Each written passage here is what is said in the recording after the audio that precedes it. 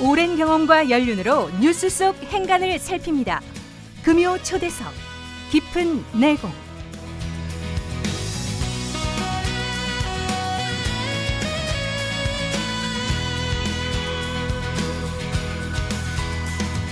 네, 금요일의 고정 코너 깊은 내공입니다. 홍세화 장발장 은행장 모셨습니다. 어서 오십시오. 네, 안녕하세요.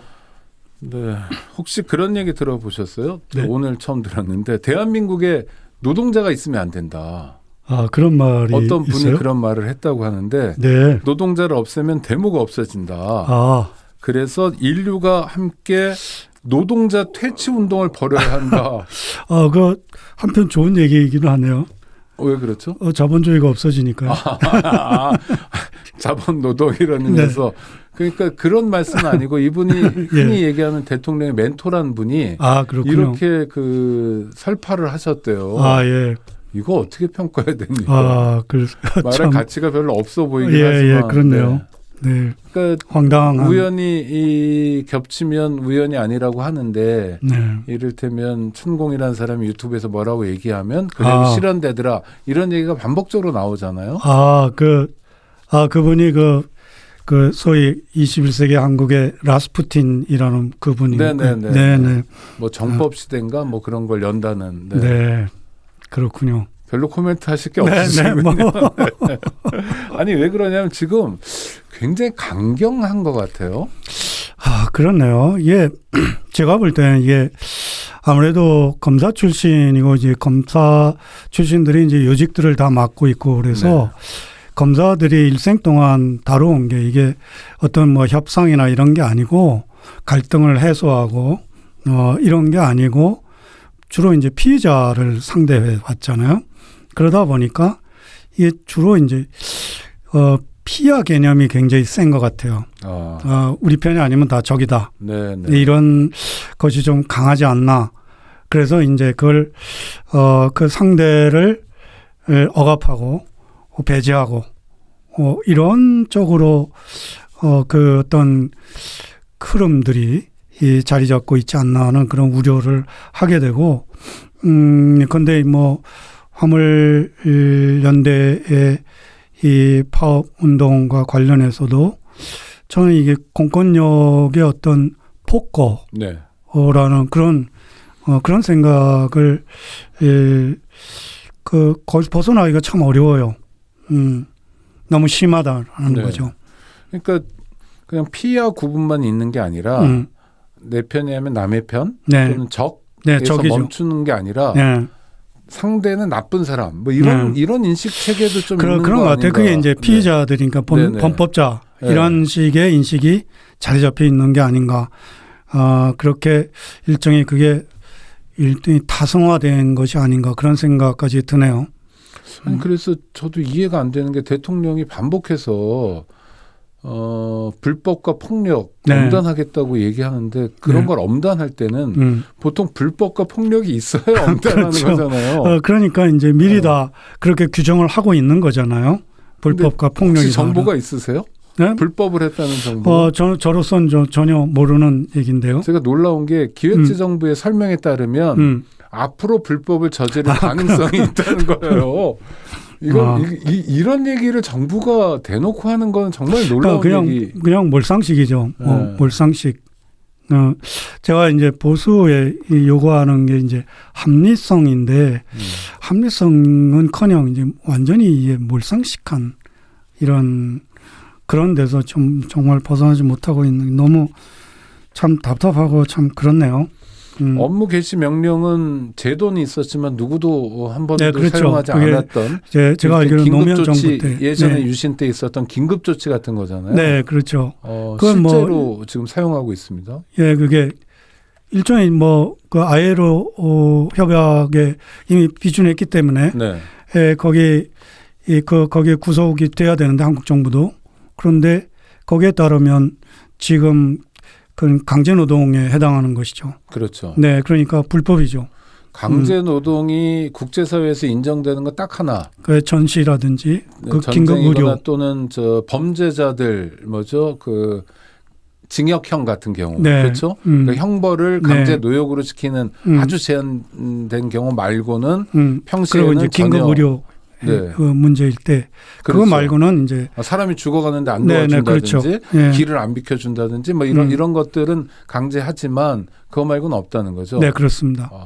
그걸 지금 하고 있는 거예요. 네, 그러니까 그러니까 강제 노동을 말할 수밖에 없는 그 불법은 실은 정부가 저지르고 있는 그런 상황. 그럼 한자로 적반하장이라고 봐도 네, 맞습니다. 크게 바로 틀리지 그거죠. 아이고. 그런데요, 로이터하고 윤석열 대통령이 인터뷰를 했는데 네. 전투적인 노동조합 문화가 한국 사회에 아주 심각한 문제다 이런 얘기를 했다는데. 그래요.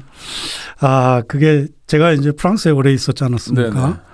프랑스에서 보면 한국의 과연 노동운동이 전투적인가? 이건 뭐 그 프랑스의 노동운동의 양상하고는 거기엔 정말 얌전하죠. 한국의 경우에는. 그럼 구체적으로 한번 예를 빗대서 말씀해 이를테면 주시죠. 이런 네. 겁니다. 그러니까 95년도 파업 상황 같은 경우에 그럴 때는 3주 동안 파리의 지하철, 뭐 버스 일체 다니질 않았거든요. 그러니까 그건 총파업이었겠네요. 예, 그렇죠. 네. 그런데 파리 시민들이 그 3주 동안을 한번 생각해 보세요. 그러니까 일단 출근을 어떻게 하고 등교를 그렇죠. 해야 되잖아요. 그러니까 이제 자동차에 이제 그 동승하거나 심지어는 세느강에 배가 이제 교통수단으로 등장하고. 옛날에 그랬던 것처럼. 네. 예, 그런 상황이 벌어졌는데, 네. 근데 시민들이 파업 노동자 편을 드는 거예요. 네네. 60대 40으로. 네. 그러니까 결국은 정부가 두 손을 들었 수밖에 없었죠. 아니 근데 그 프랑스 노동자들은 이를테면 전투적이고 한국 네. 노동자들이 얌전하다면 네. 얘는 어떤 게 있을까요? 그러니까 뭐 예컨대 그 노란 조끼들의 그 싸움 같은 거 그 뉴스 같은 데서 보시지 네네. 않았습니까? 그다음에 트럭 운전사들이 예를 들면 막아버리죠, 그냥. 한국에서는 길을 막아버리죠. 그냥 도로를요, 고속도로 이런 거. 네, 막아버리죠. 한국은 거기에 비하면 네. 거기에 비하면 아직 소위 말해서 한국 노동자들은 머릿속에 그런 게 없을 것 같은데요. 차로 길을 막으면서 시위를 한다. 네. 이런 생각 자체가 길을 봉쇄해요. 그럼 그러니까 경찰은 가만히 있습니까? 그건 물론 문제를 삼지만 네. 근데 프랑스에는 이를테면 공화국의 일종의 정신이랄까 명제 같은 게 있습니다. 그게 뭐냐면 사회 정의가 질서에 우선한다. 이겁니다. 자, 잠깐만요. 사회 정의가 질서보다 먼저다. 네, 질서에 앞선다. 대한민국은 질서를 사회 정의보다 그렇죠. 강조하고 강요하는 것 같은데. 그렇습니다. 바로 그 문제죠. 그래서 가령 이제 그 알베르 까뮤 같은 그 페스트나 이방인 쓴 까미라고 우리는 까뮤. 그 작가의 아주 유명한 말이 있죠. 우리는 사회 불의보다는 차라리 무질서를 택한다. 불의한 사회보다는 질서 없는 게 낫다. 그게 사람이 살만한 세상이 되는 건가요? 그게 이제 논리적으로 맞는 것이 이 법 질서로 사회 정의의 요구를 억압하지 말라는 거죠. 네. 그러니까 지금 화물연대 이 싸움이 사회 정의를 요구하는 것, 안전, 운임제 그렇죠. 이걸 요구하는 거잖아요. 네. 이거를 법 질서의 이름으로 지금 억압하고 있는 이런 면에서 보면 프랑스에서 얘기하는 어쨌든 근대 공화국의 기본 정신에 완전히 어긋나는 이런 양상이고, 그러니까 프랑스에서는 그게 용납이 안 되죠. 근데 지금 말씀하신 그 작가, 프랑스 작가 알베르 까미라는 사람, 네네.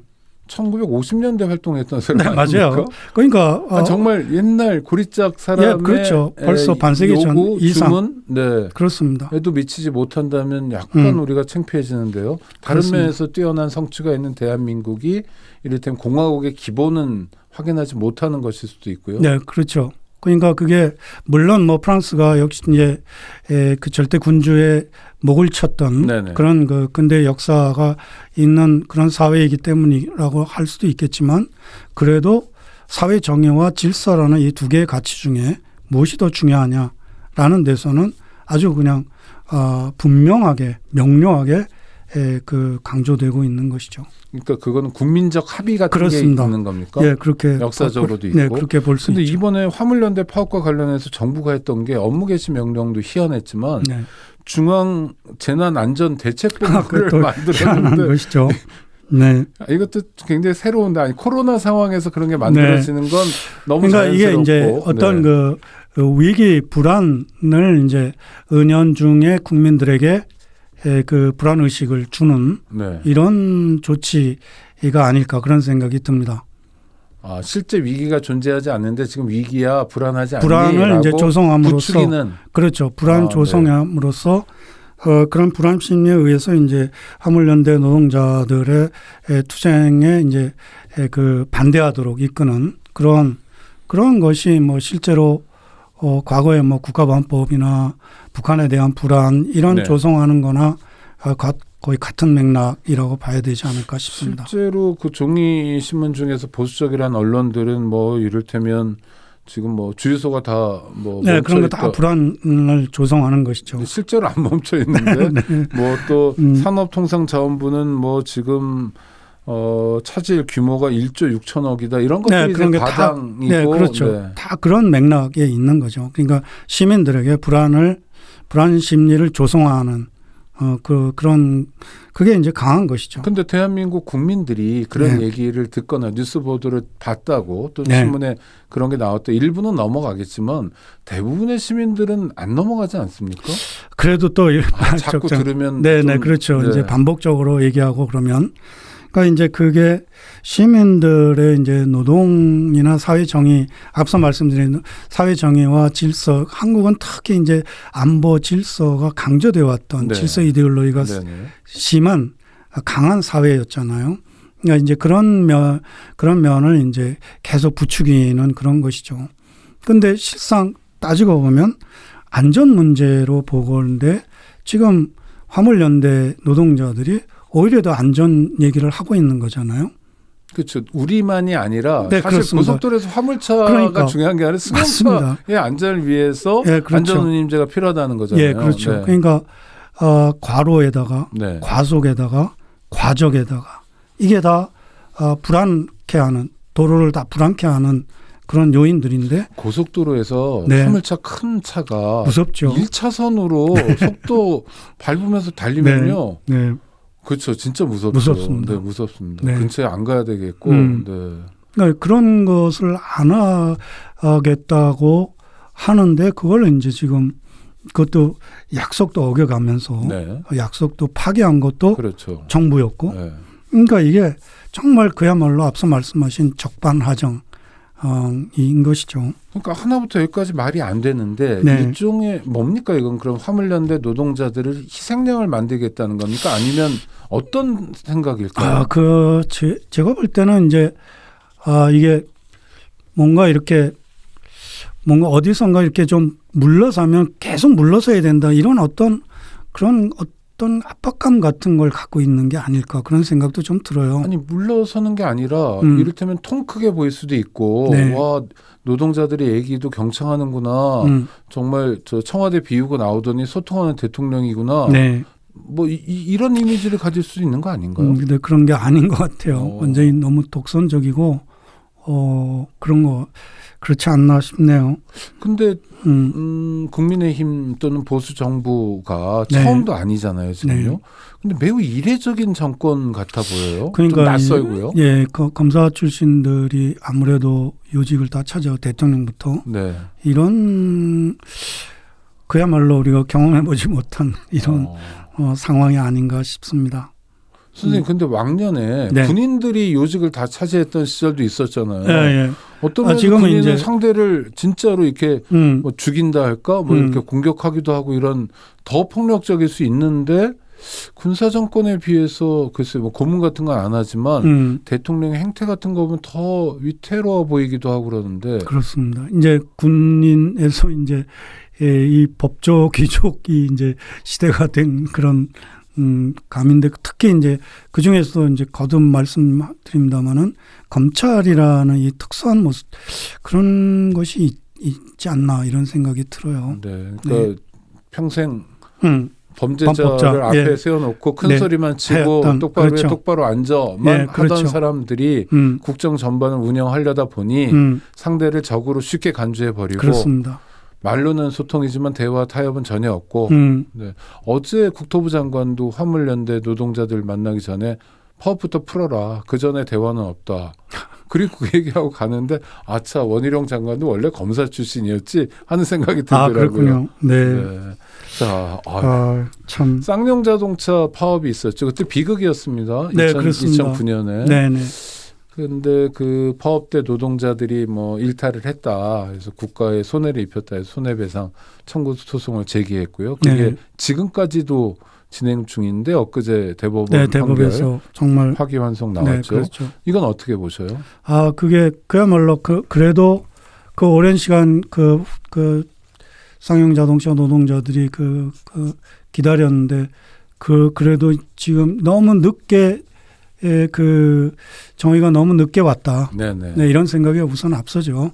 물론 엄청 반가운 얘기지만 20 이후에 6년 5개월이 네네, 되니까요. 그러니까요. 네. 그 얼마나 많은 노동자들이 죽고 가족들이 죽고 이런 걸 생각해 보면 왜 이렇게 한국의 정의가 이렇게 늦게 오는지 그렇네요. 그래서 더 앞서 말씀드린 사회 정의가 질서에 우선해야 된다.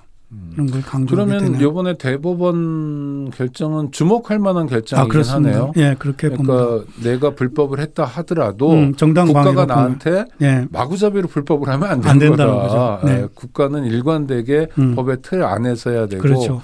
그때 맞아요. 헬리콥터 같은 거 굉장히 낮게 그렇죠. 저공 비행으로 하면서 노동자들을 아주 무섭게 위협했거든요. 그리고 무슨 테이건인가 무슨 테이저건인가 그런 거 그다음에 경찰 특공대를 투입하기도 했죠.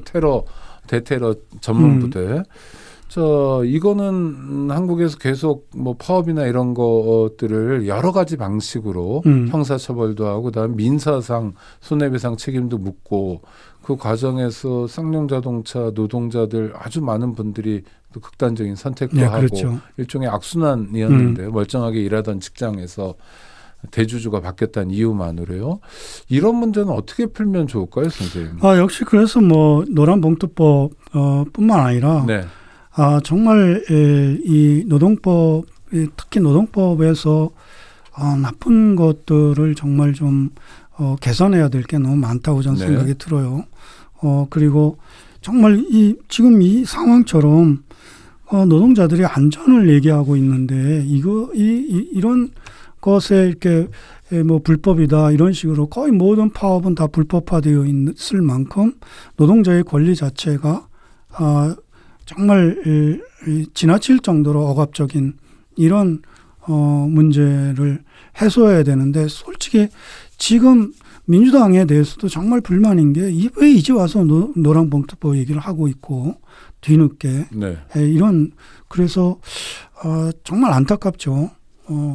그런 생각이 앞섭니다. 그럼 아주 기초적인 질문을 다시 드리면 노동자들이 좀 더 자유롭게 파업을 한다든지 또 파업을 하는 게 뭐 폐가망신이 되지 않도록 하는 것이 노동자가 아닌 뭐 이를테면 소상공인 자영업자 또는 여러 다른 뭐 여러 종류의 그 산업 활동을 하면 살잖아요. 일반 시민들에게는 왜 중요한 문제일까요? 그게 그 사회 이를테면 이제 사회가 어떤 뭐 양상을 보이는가 계속 말씀드립니다마는 이 시민들의 의식 자체에 한국의 경우에는 지나치게 제가 볼 때는 반노동적인 의식이 있다고 저는 생각이 들어요. 어떤 면에서 그런 생각? 그러니까 우선 자본주의 사회에 대한 공부가 없어요. 네네. 학교에서 공부 전혀 없었잖아요. 이런 문제가 있고 끊임없이 이제 이 수구적인 언론이라든지 이런 데서 반노동적인 이런 것을 많이 유포하고 있고. 그러니까 노동자를 천시한다 이런 말씀인가요? 그러니까 이를테면 대부분이 노동자이면서도 자기가 스스로 노동자라는 인식 자체가 거의 없어요. 교사. 뭐 대학 교수 뭐 이런 사람들 아니라 공무원들 경찰관들 이런 사람들 다 노동자인데 자기 스스로 노동자라는 생각이 없는 거죠. 나는 노동자 아니다라고 여긴다는 거죠. 그게 굉장히 희박한 거예요. 그러니까 노동자라고 생각하는 경향이 그런 게 거의 없습니다. 그러니까 그런 면에서 말은 노사정 이렇게 얘기하지만 실제로 노는 항상 통제 대상에 머무르는 것이죠. 이게 이제 프랑스 아까 뭐 프랑스 얘기를 네네. 들었습니다마는 노사정일 순서가 노사정이잖아요. 노동자가 그렇죠. 먼저고 네. 그다음에 사용자고 네. 그다음에 정부가 맨 뒤에 예, 있죠. 맨 뒤에 있고. 그런데 그러면 이런 것이 구체적으로 어떻게 구현되는가라는 네. 점에서 하나의 예만 말씀드리면 프랑스 같은 경우에 신년이 오면 신년 할애를 사회 활력소라는 이름하고 대통령이 만납니다. 뭐 이렇게 서로 세배하기 뭐 이런 예, 행사. 그런 식으로. 네네. 근데 제일 먼저 만나는 게 노총위원장입니다. 네. 근데 대통령이요. 그 마크롱도 마찬가지고 뭐 네네. 옛날부터 그게 뭐 역사적으로 그렇습니다. 그게 진보파 대통령이건 보수파 관계 없습니다. 대통령이건. 그러니까 사회 활력소의 네. 대표를 제일 먼저 만나고 노를 네. 그다음에 경영총 네네. 연합회 회장 프랑스도 있지 않습니까? 네네. 그 다음 만나고 이런 식으로 그러니까 그런 이 노동자를 어떻게 바라보느냐라는 시각에서 기본적인 차이가 있는 거죠. 네. 하여튼 그런 시각 자체를 바꿔야 될 텐데 이게 지난한 일인 것 같긴 한데 그렇습니다. 또 방송 시간도 다 됐는데요. 네. 그러기 위해서 우리가 좀 챙겨야 될 포인트가 있다면 이렇게 한 말씀 주신다면요. 글쎄요. 그 참 너무 복잡한 네네. 너무 어려운 얘기인데 저는 우선 노동자 사이 연대 네. 이것이 가장 중요한 우리의 과제다. 그러려면 많은 사회 구성원들이 자본주의 사회에 자본이 없어서 노동을 해서 생존하고 있다는 자기 정체성에 대한 인식이 일단 시작이 되어야 되고 네. 그 바탕 위에서 같은 노동자끼리의 연대 이것이 아주 중요한 우리 사회를 좀 더 진보, 좀 더 나은 사회, 좀 더 따뜻한 사회, 좀 더 저인로운 사회로 가기 위한 아주 중요한 우리의 모두에게 주어진 과제라는 생각을 그걸 강조하고 싶습니다. 네. 스스로 노동자임을 자각해야 되고 네. 노동자들이 노동조합을 통해서 연대해야 되고 네. 단위 노조가 연맹으로 연대하고 이러면 세상을 조금씩 바꿀 수 있는데 그 세상이 따뜻한 세상, 그 세상이 좀 더 정의로운 세상이 될 거다. 네, 그렇습니다. 이게 기본이라는 거죠. 네. 네, 알겠습니다. 홍세화 장발장 은행장님과의 인터뷰였습니다. 감사합니다. 네, 수고하십시오.